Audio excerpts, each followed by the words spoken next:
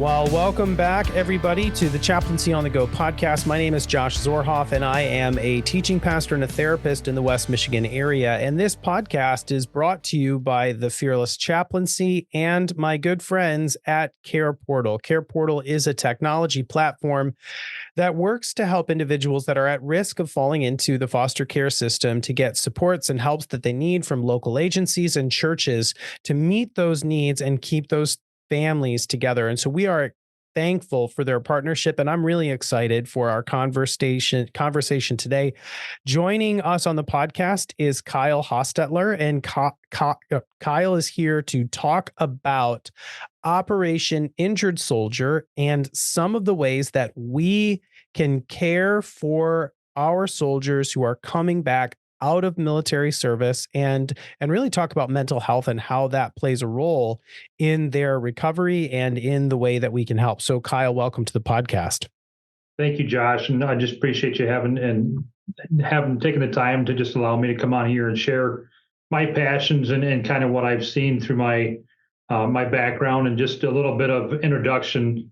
I grew up on a farm. I left when I was 18 to join the military.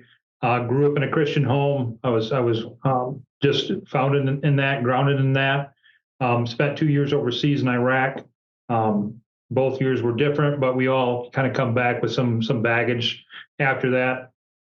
After the service, I got out. I was on a medical leave. Got out on a medical discharge, just from my activities and stuff, being a combat engineer.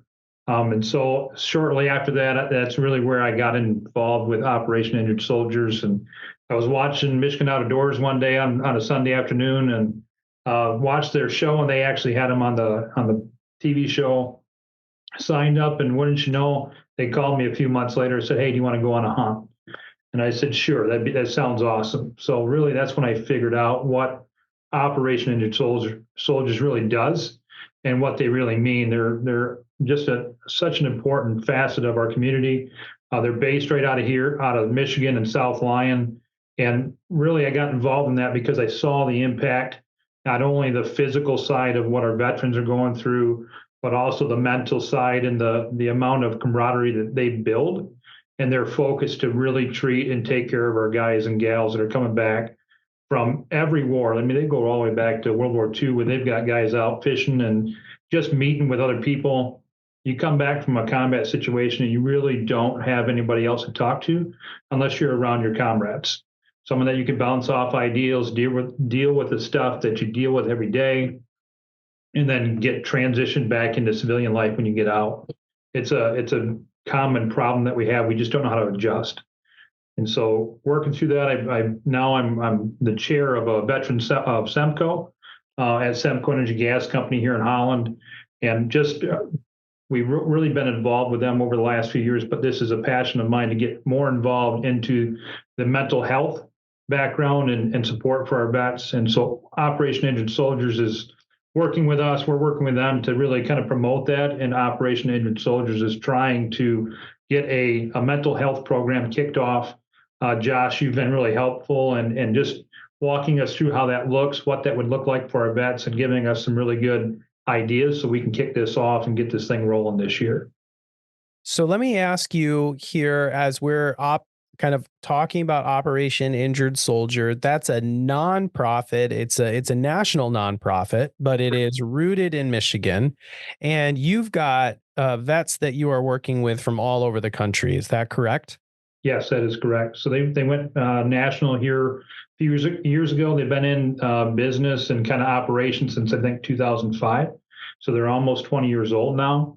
And they've touched thousands of veterans' lives just by simple fishing trips. They do some football games here and there. They take people hunting, and a lot of local people. And I love the state of Michigan because they just care about our guys. They look for those resources that are quick wins, that are effective, but then they're efficient. They can get more guys out. They're 100% volunteer organization. They just love the soldiers that we have. And they just want to give back to them, which is really cool. Really cool. And I agree with you, especially as we look at the Michigan area. We've got a lot of individuals who have family that are former military, They're very invested in the health of our troops. We've got a lot of support in that. But why is it so important to get these vets together, to go on these fishing trips, to go on these camping trips? Why is it so important to bring them back into this like group or camaraderie, as you call it? So most of the time you get into a group. I mean, I would kind of consider it like baseball. You get your group, you get your teams, you want to talk to them. You can connect on a different level. The same thing is with our veterans. Like you can't connect with your family members the same way you can connect with a veteran that went through the same stuff. It can talk about the same things, can get to that deeper level emotionally to have that release that you have to have once in a while. So seeing some of the stuff that I've seen over the years, I've been a member of OIS, is really I've watched guys that haven't seen each other since Vietnam, that were both injured on the same day. They served together, and they walked on a boat back in 2012, or I believe. Don't quote me on the date, but they hadn't seen each other for years. They walked on the boat, looked at each other, they instantly knew who they were. I mean, Wow. that's just a moving situation where you can't get that kind of connection, and our soldiers need it, because if you haven't been through it, you don't understand what's going through our minds, what we deal with on a daily basis. And there's so many different levels of emotional stress, anxiety, and stuff that just keeps getting piled on because there's no release.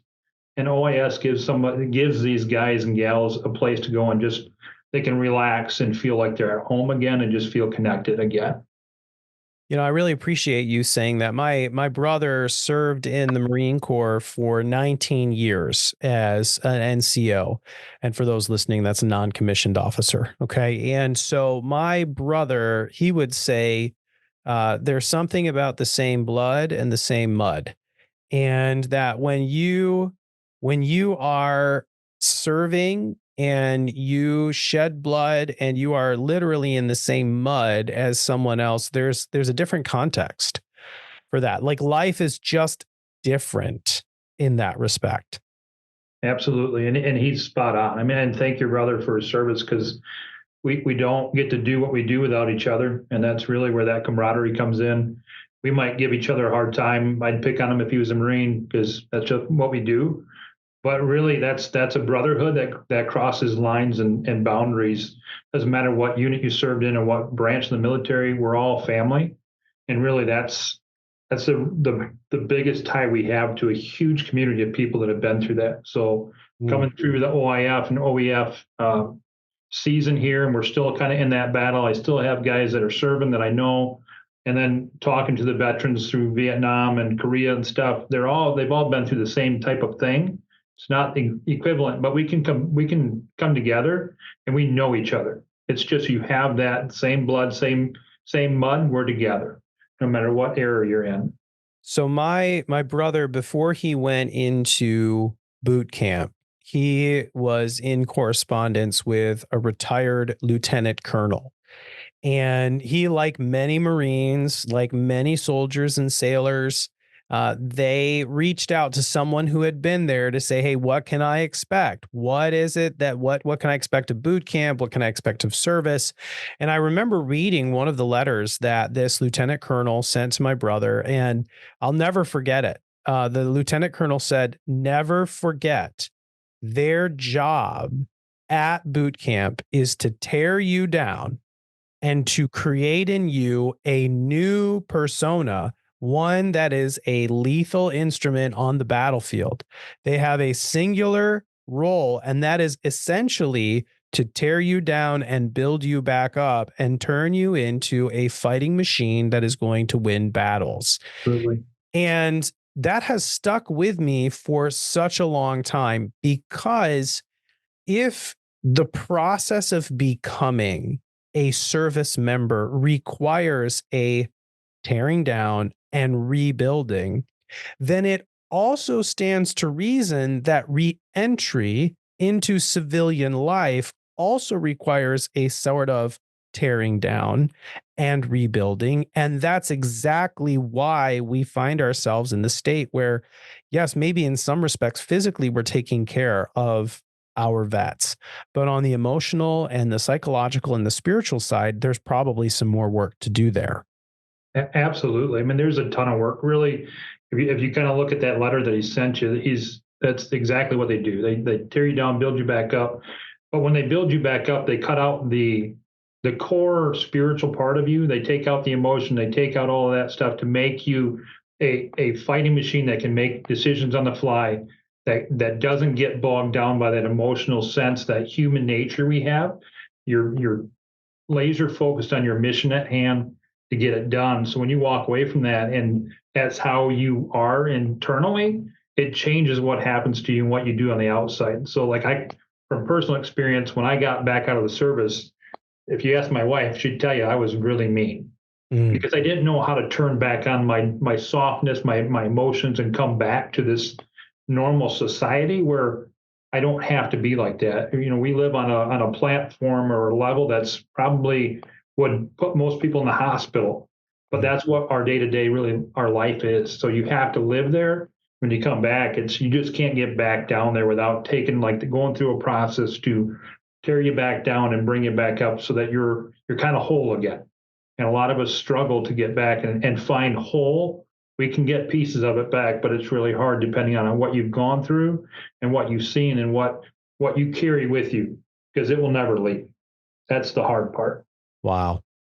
One of the things that we talk about on the podcast, and I know you and I have talked about a little bit too, is that when you remove that emotional part, when you are trained or taught to deny that or to keep that away, one of the immediate casualties is that you feel like you're fragmented.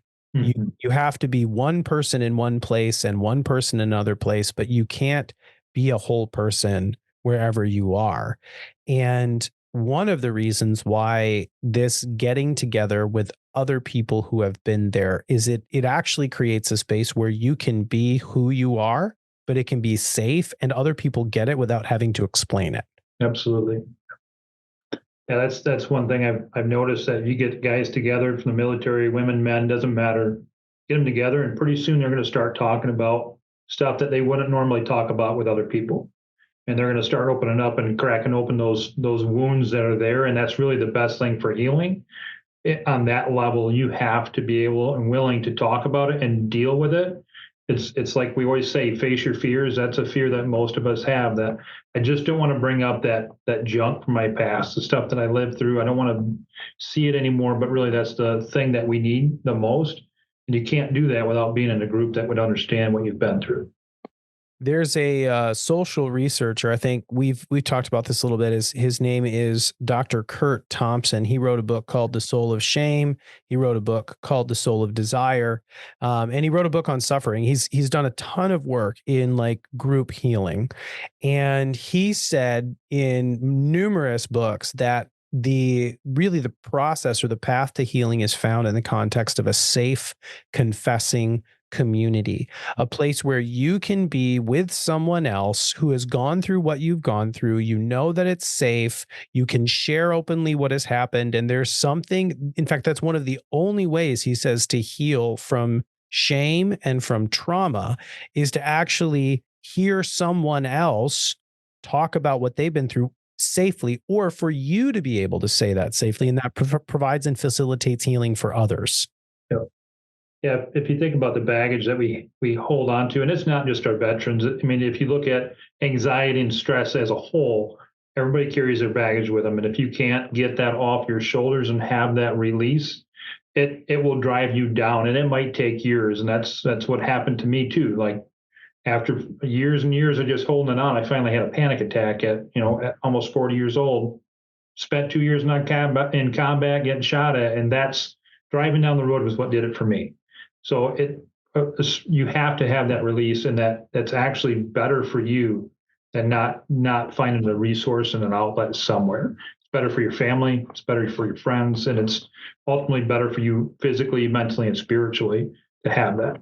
You know, it's interesting that you say that. So the combat didn't create a panic attack, but that was just an initial reality. There's a really good chance that the combat did. It's just that your body and your brain and your soul essentially were prolonged to that moment, or it was delayed to that moment. And you don't, that's the problem with this, is you don't know when it's going to hit you. You may be fine. You may be fine until you're driving down the road and all of a sudden a sound or a sense or a memory is triggered. And once that's triggered and once that comes out of the box, there's no putting it back in legally. Absolutely. And like you said, you'll never know when it's going to hit. And if you don't deal with it, it's just going to compound and it's going to make it worse down the road. So when it does come out, it comes out like a volcano and then it all spills over. So, and that's definitely, what I've dealt with.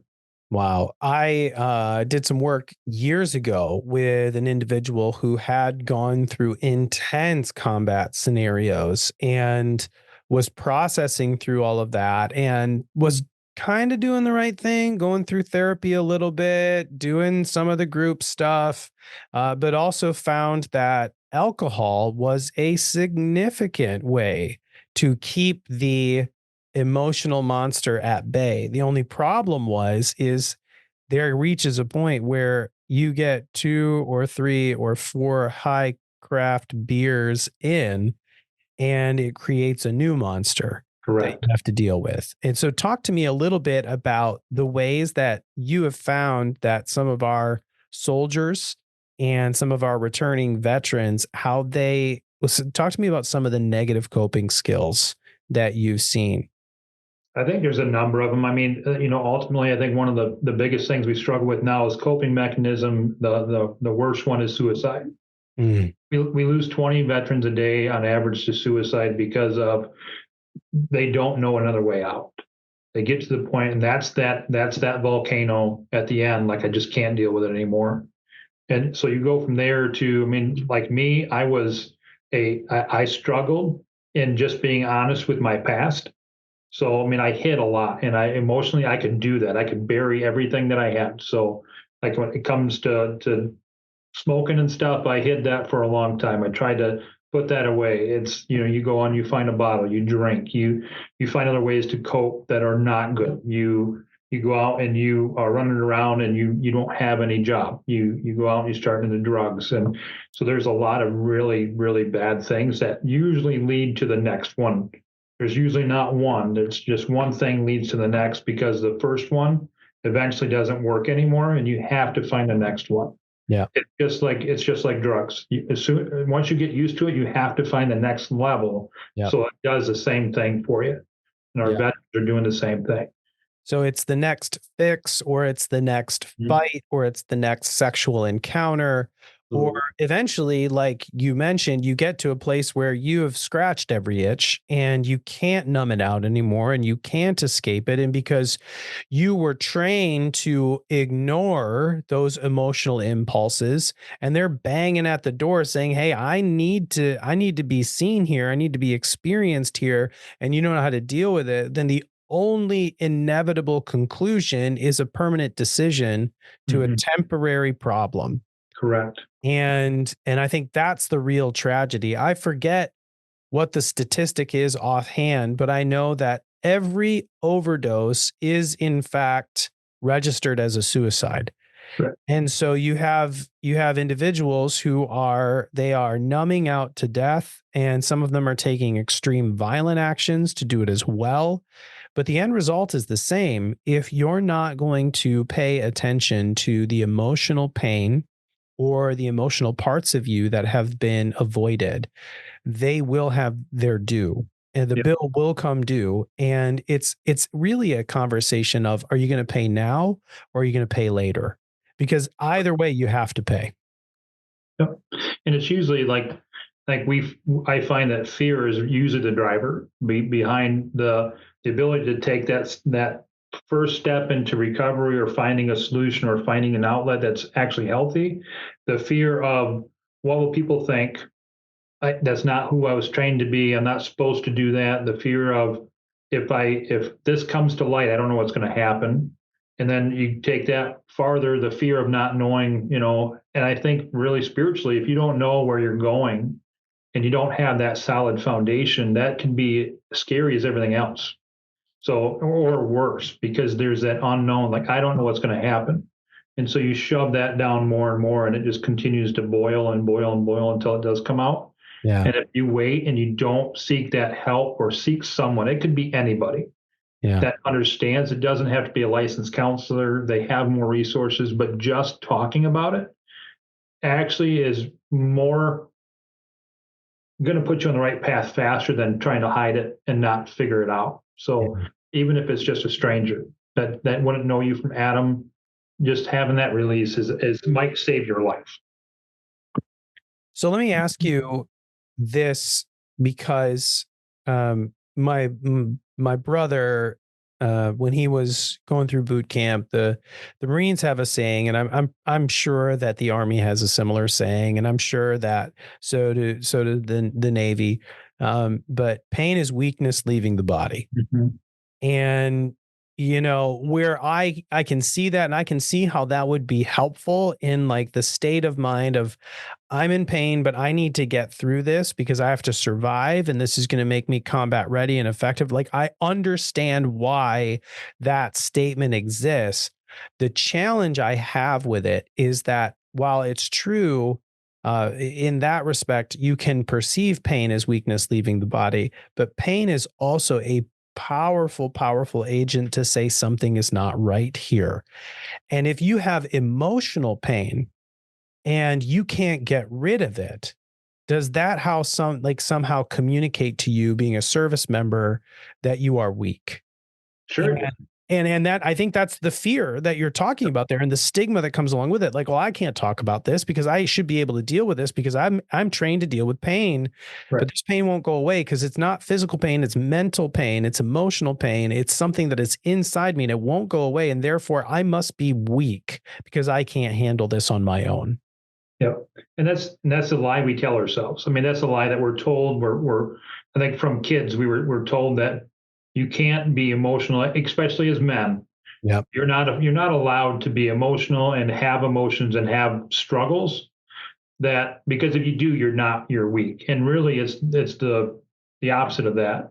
A strong person, a person that understands them and has a good foundation, knows the value and the strength it takes to take that step and speak and say, "Hey, I'm struggling with something." That is what true adulthood really looks like. Wow.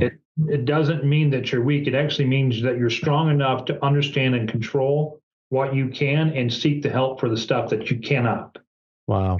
And that's the lie that most of us kind of fall into, is like, if I do this, people are going to view me as weak. Yeah. People are going to look at me in a bad light. And I don't think that's true. I've met a lot of people that would say that, and then they've opened up, and pretty soon there's a community of people out there to support you, because we don't know how to help unless you open up. Now that you say that, I think a little bit about a statement that came from Benjamin Franklin. He wrote these words in Poor Richard's Almanac. He said that the Lord helps those who help themselves. Mhm. And what's really fascinating about that is he was an atheist and he didn't believe in God. And so that whole statement was a statement to say, you don't need God. You can do this on your own.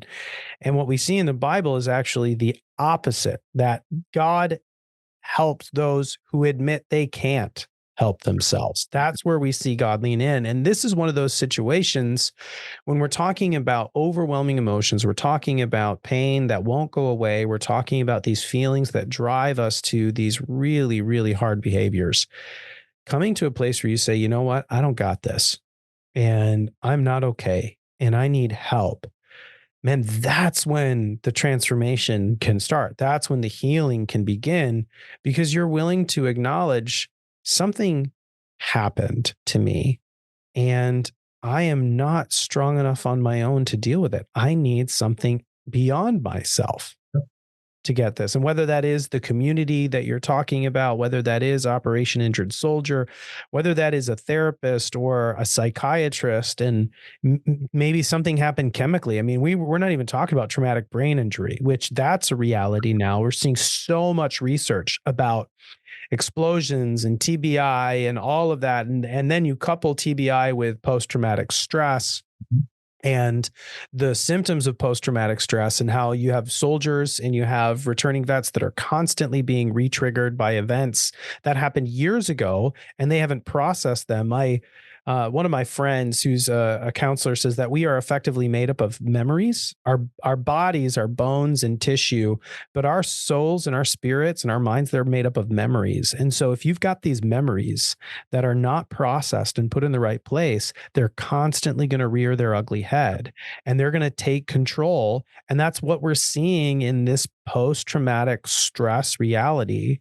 But I'm wondering about one thing, because I think this is really important, and a lot of people don't know this, but that only about 25% of people who go through what is considered to be a traumatic event exhibit symptoms of post-traumatic stress. 75% show what is called post-traumatic growth, which means it doesn't have to be something that takes you out. It can be something that makes you better. And so for our soldiers and for our vets that are returning from combat, there's a pathway to healing that actually makes them stronger, but they have to go through this transition of, hey, I'm not okay, to this happened to me, to I'm going to talk about it, to it's not going to take me out and I'm going to be better for it. And that's what you're saying Operation Injured Soldier is hoping to do. Right. Yep. And that's the thing. Like the VA, and we get a lot of support mentally, physically and stuff in the VA. There's resources out there. And a lot of times when it comes down to the mental and spiritual side, there's not a lot of resources to go to. You can get on a list to get somebody to call you, to have somebody that you can reach out to and say, hey, I'm really just struggling right now. And that's what they're trying to do. Give our guys and gals something that, they get called a lot. Hey, I'm going through a hard time, or hey, my wife and I are having a really rough time, dealing with return, and I'm gone for a year and she's at home on the homestead, and I come home and it's like I throw a wrench into everything and we're at each other's throat all the time. That's the stuff that they need a resource for. Someone that can reach out and just, hey, I'm here. I'll listen to you for a little bit, give you some tips, and your podcast on working through stress and managing that and understanding it. Like that's the stuff they need to hear. Yeah. How to deal with that, and not a military type way, but in a emotional human nature way that, hey, we're intended to work through this and be able to listen and not drive it into a combat situation, because that's our go-to. Yeah. That's how we're wired. And I'm curious, in that too, when you talk about the practical helps, the things that vets need to hear on a regular basis, and you talk about the VA is doing an incredible job. They really are. They are ultimately doing the best they can. But our VAs are overwhelmed. They are overwhelmed with the need and care. And I know that I have talked with former service members who are getting support from the VA. My dad is getting support from the VA, and he served in the Vietnam era. And he's got Parkinson's. And so there's a whole lot going on there. There are just so many elements to it. And it's impossible for one organization to do it all. Absolutely. And that's where Operation Injured Soldier, and where the volunteers that you have and the work that you're doing, you're trying to come alongside these government organizations. You're trying to come alongside these systems that are already in place and add value and increase the level of support, because it's going to take more than just tax dollars at work. Absolutely. To help our vets who have given their lives and the best parts of themselves in service to the country. It's going to take more than that to help them get whole. And so what are some of the things that right now you're working on through Operation Injured Soldier to do that work? So right now, through work at Semco Energy, we are actually doing a promotion and a fundraiser this year. It's a 30-mile walk, essentially to raise money to kind of combat veteran suicide. That's kind of the target, but it's to help OIS stand up an actual mental health program so that veterans have another resource. They have hundreds of veterans that are part of the organization, and they get calls that we need support. And OIS right now says we don't have that specialty. So to raise $10,000 for them this year through this walk, that's our goal. Okay. I would love to see way more than that because that's what our vets need. I mean, that's what the reality is. So we've got quite a few people signed up to go through. I think we're at 30 right now to walk the 30 miles. And so we're going to walk the state Lakeshore Drive up through, starting at the Highland State Park. And, just that amount of money alone can save countless lives. That's the key. Like we can save lives by just doing a little bit together because it really doesn't, it's not just the VA, it's not just the churches, it is the entire community that has to come together and support our troops out in the field and back home because that's where we lack a lot of that support. We're okay when it comes to physical stuff, but when it comes to spiritual and mental health, we're not very mature in that as a nation or as a community because we don't always see that as a problem. Yeah. We don't see that that's a missing piece. And if you don't treat the whole person, you'll never get them where they need to be. You can treat their physical well-being all the time. And if you don't hit the spiritual and emotional part of it, then you're missing a piece that's critical to a person. Yeah. And really, listening to Josh and our conversations have been really good about there is a piece that we just do not treat at the VA level because that's not seen as a problem. That's not seen as a need. They treat the physical, they treat the mental as much as they can, but if they don't treat the spiritual side of it, that one key can make or break a soldier. And understanding that, really, we need to start spreading that more and more. And that's really what the walk is about, is trying to just get that out there. Like, what you guys do with Fearless Follower, with the local community here, that's amazing. Mm. Just the amount of impact that you've had on the community here, I know has been significant. And a little bit of effort went a long way. And so that's what Semco is trying to do. Just give us a little bit of effort, get the community involved as much as we can. We want to start this. We want this to be an annual thing so we can continue to support that program that OIS is standing up to take care of our guys and gals that come back that need more than just a prosthetic leg. Yeah. That prosthetic leg has a lot more attached to it than just metal. Yeah. That prosthetic arm or being in a wheelchair because you have a broken back and you can't walk. There's more than just the physical. We have to take care of them at every level or we will miss them. And we still have that pandemic of 20 guys and gals that we lose daily. I don't think we can fight that battle and we can win it, but it starts with a community. So if people want to get engaged, obviously they're listening to the podcast. We're going to have links to the walk. We're going to have ways for people to engage with you. We'll put that in the podcast notes so people can participate and people can get a hold of you and they can go to what website to get more information on this. So for Operation Injured Soldiers, it's www.injuredsoldiers.org. And all their information's on there. If you want to learn more about them as a nonprofit, they are a 501c3 nonprofit. They operate, like I said, out of South Lyon, Michigan. So they're a locally owned and operated right out of our own communities here, and they are nationwide. Wow. And then if you have questions for me as far as the walk, you can reach me at VOS@semcoenergy.com, and that goes to our Veterans of Semco employee resource group, and I'm the chair of that. So I'll get those emails and I can respond as needed. We're looking for volunteers to help out in the walk. We're looking for people to just help and sponsor the walkers that are going to go out there. If someone really wants to get a soldier out there that, they want to support a soldier, I'm happy to get somebody else on that walk and come walk with us. Our goal is like 300 people. Okay. If I can get 300 people on this walk, I know we're going to make a big difference in a lot of lives. And that's, if we can continue to do that every year, next year it would be a lot bigger operation that I can't manage the whole thing right now on my own. But next year, I think if we get this kicked off, this will be an annual event for us across the state and potentially across the nation at one point, because it is a huge impact for them. I think that is fantastic. I think that is doable. And if you're listening to this and you're thinking, hey, I know somebody, like I know a service member, I know a vet, I am a vet, or I'm married to a vet, or some of this is totally ringing true, or you're like, I love our troops. I want to support our troops. I want to support what this is about. We're going to have all of that information on the podcast notes. You can get plugged in there as well. And we can do better. We can do better and we can do more to help support our troops as they return, they enter back into civilian life. But there is one more thing that I just want to touch on here. Kyle, why do you think that it's so prevalent now and it wasn't as extreme or prevalent 50 years ago? I think awareness is one of it. One thing that we have more awareness, but in my opinion, this is my opinion, we have historically gotten farther and farther away from faith.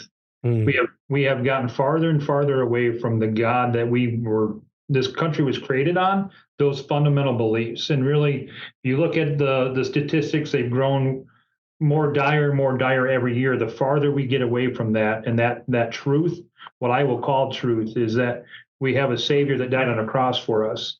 That if we don't recognize that, we are lost.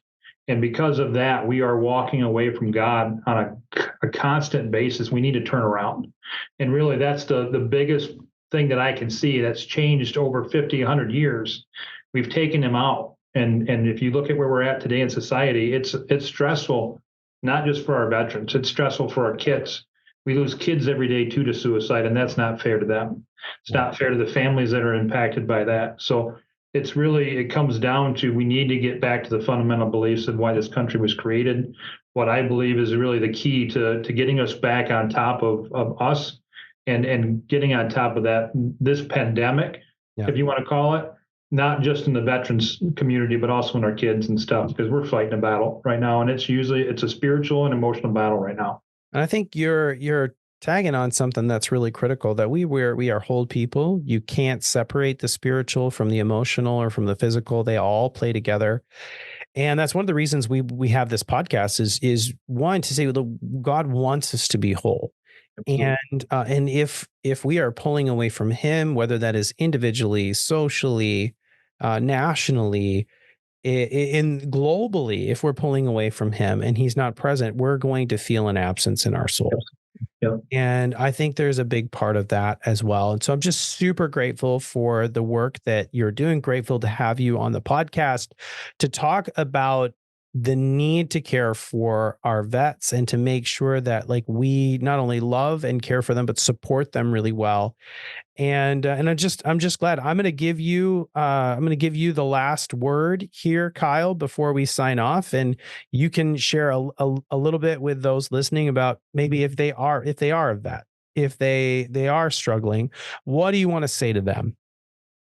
So what I would say right now is, if you are a vet, you're struggling, even if you're not a vet and you're listening, you're struggling, find a resource to just talk to, whether it be a family member, a friend, an old comrade, whatever it is. Reach out to OIS.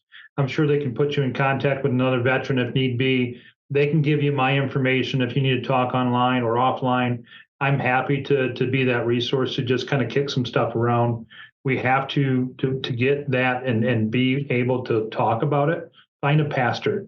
Even if you don't believe in God or you don't have a faith base, go find someone to talk to, whether just because it does help. It gives you that little bit of a cushion to say, okay, I can find the next step I need to find. I can get some guidance that I'm not finding on my own, because we try to do it on our own. It doesn't work. I've been there, done that. The only way to do it is to get out there and start finding some resources to contact. And that opens up usually a world of resources, that it might just be phone numbers that you can say, hey, I'm struggling, keep me accountable, make sure you walk me through what I'm dealing with right now, and just be there for each other. It's what we do out in combat. That's what we do out in the foxhole. That's what we do day after day, year after year when we're in the service. That's what we should continue to do now. So there's no reason not to do that. It takes a stronger person to step up and say, hey, I need help, than to sit back and not get it. And you'll end up being a better person long term for that as well. So appreciate everything you've done, Josh, and having me on the podcast today, and just the support I've gotten from you and Fearless Follower and all the information. It's just been phenomenal. OIS sends all their kind wishes to you as well, because they've been really impacted by them. I know our last conversation, Pam Bajansky and I were talking afterward, and she had tears coming out of her eyes, because she's so passionate as well about this. It's not just me. It's about the whole team. It's about our vets. And that's the key takeaway, is get out there and help each other, help us make sure we're taking care of them. Man, I love that so much. I'm so thankful for you. If you've got any questions about this, about how you can engage, you can send an email to Fearless Followers. You can send it to chaplaincy@fearlessfollower.org. You can visit our website at fearlesschaplaincy.org. And we're going to continue this conversation. We'll have way more for you to listen to and engage in, but that's all we've got for you now. We will talk with you later.